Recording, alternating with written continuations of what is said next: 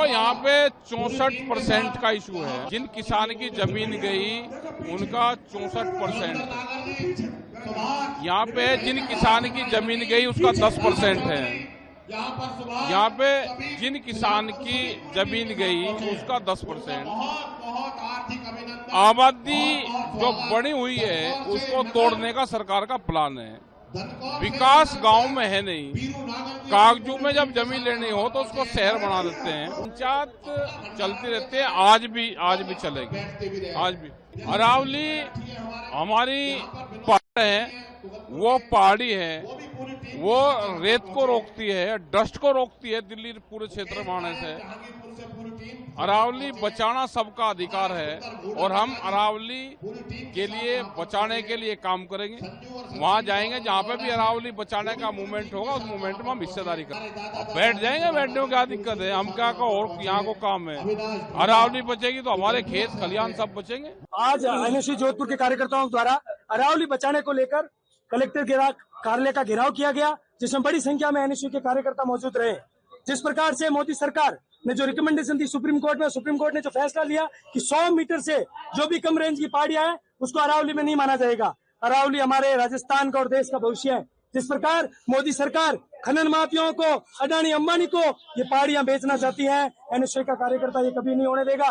मैं मोदी सरकार को आपके माध्यम से बताना चाहता हूं कि ये फैसला जल्द से जल्द वापस लीजिए, इस पर पुनः विचार कीजिए। जिस प्रकार से भूपेंद्र यादव पर्यावरण मंत्री जो खनन माफियाओं से मिले हुए हैं, वो खुद खनन माफियाओं के साथ उनका बिजनेस पार्टनर होगा, ऐसा हमें लगता है। तो हम मांग करते हैं मोदी सरकार से और इस रंगाबिला अमित शाह और मोदी की जोड़ी से कि आप अरावली बचाने का जो निर्णय लिया है, अरावली बचाने का जो हम संघर्ष कर रहे हैं और अरावली को काटने का आपका निर्णय है जो एनएसयू इसका पुरजोर विरोध करती है।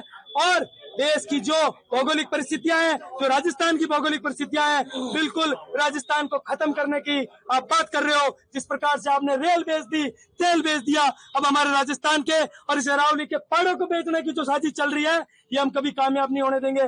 तो मैं दरखास्त करता हूँ, निवेदन करता हूँ और चेतावनी देता हूँ मोदी सरकार को कि इस फैसले पर पुनः विचार करें और जल्द से जल्द जो 100 मीटर से कम रेंज की जो पहाड़ियां हैं, जो फैसला लिया है, उस फैसले को तुरंत बदले आप। डॉक्टर बबलू सोलंकी, एनएसयू जिलाध्यक्ष जोधपुर शहर। जिस प्रकार आज जोधपुर कलेक्ट्रेट के आगे अरावली बचाओ देश बचाओ आंदोलन को एनएसयू जिस प्रकार यहाँ जोधपुर की धरती से शुरुआत की, जो जोधपुर की धरती यहाँ के लोग माँ माता देवी विष्णु ने अपने एक पेड़ को बचाने के लिए अपने हजारों लोगों को इस संगठन में साथ में लेकर उन्होंने अपने सर का धड़ से अलग करने का काम किया था। उन्हीं के उपलक्ष्य में आज हम जोधपुर के वो वीर धरती के वो वीर पुरुष है जो इस अरावली बचाओ देश बचाओ के आंदोलन को मजबूत कर रहे हैं। एक तात्कालिक बात है कि अगर ये अरावली नहीं बचेगी तो वन्य जीव नहीं बचेंगे, पेड़ पौधे नहीं बचेंगे। इस अरावली की गोद में हजारों लाखों युवा, हजारों लाखों किसान अपनी रोजगार की जो आवनी है वो हमेशा चलाते हैं। पर इन्हीं को मुद्दों को लेकर एक सुप्रीम कोर्ट ने आदेश दिया था कि 100 मीटर के जो नीचे अरावली, उसे अरावली नहीं माना जाएगा, तो 100 मीटर के ऊंचे उन्हें अरावली माना जाएगा। उन्हीं के तहत आज अरावली बचाओ देश बचाओ के आंदोलन को मजबूत किया है और ये आह्वान जोधपुर से नहीं, आने वाले 26 तारीख को प्रदेश अध्यक्ष विनोद जाखड़ जी के नेतृत्व में जयपुर के अंदर एक बहुत बड़ा कूच करके आह्वान करेंगे। अगर वहां भी नहीं हुआ, अगर सुप्रीम कोर्ट ने वापस निर्णय नहीं लिया गया तो दिल्ली के अंदर बहुत बड़ा कूच करेंगे और सदन का घेराव करने का काम करेंगे। अरिंदर चौधरी, एनएसयू प्रदेश उपाध्यक्ष राजस्थान। ये अरावली को बचाने के लिए जो हम लोग यहाँ इकट्ठा हुए, मैं सेल्फ इकट्ठा हुई हूँ, खुद आई हूँ यहाँ पे रोड पे।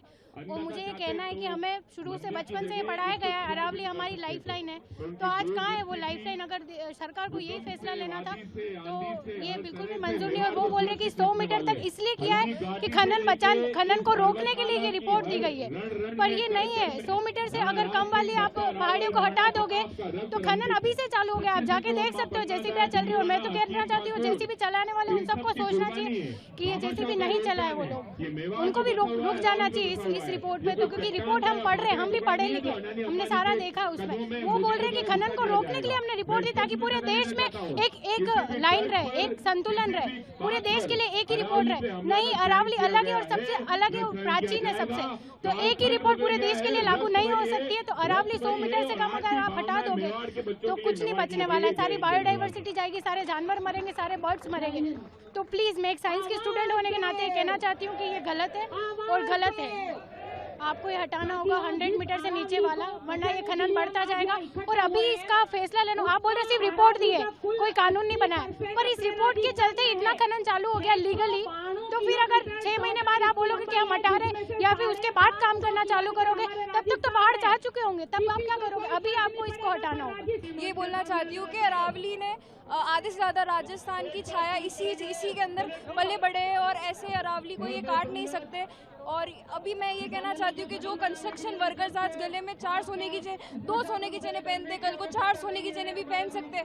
और जो मोदी सरकार जो ये कहती है कि एक पेड़ अपनी माँ के नाम पे लगाए और आज हमारी पूरी अरावली काटने पे तुले हुए हैं, इसका सहयोग हम नहीं कर सकते। और जनता इतनी पागल नहीं है जिनको पता नहीं चल रहा है कि ये क्यों कर रहे हैं और ये प्रॉपर्टी कहाँ पे जाने वाली है। नुकसान कैसे नहीं होगा सर? अभी जैसे क्षेत्रफल इलाके में यहाँ पे चीते और टाइगर सब दौड़ के आ रहे हैं, अभी उनको रहने के लिए घर नहीं मिल रहा है, ये सब काट देंगे, सब जीव जंतु कहाँ पे